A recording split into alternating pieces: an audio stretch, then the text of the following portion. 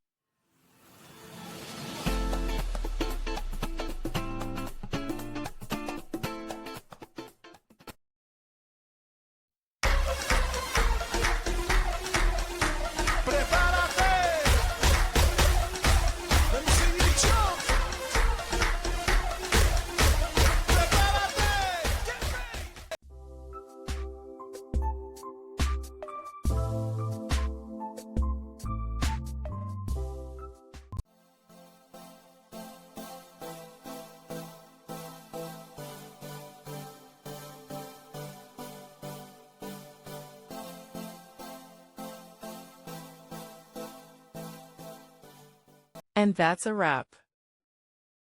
I hope you found the answer you were looking for. If you did, take a second to hit that subscribe button. It really helps out. And let me know in the comments which solution worked best for you. See you next time in the debug zone.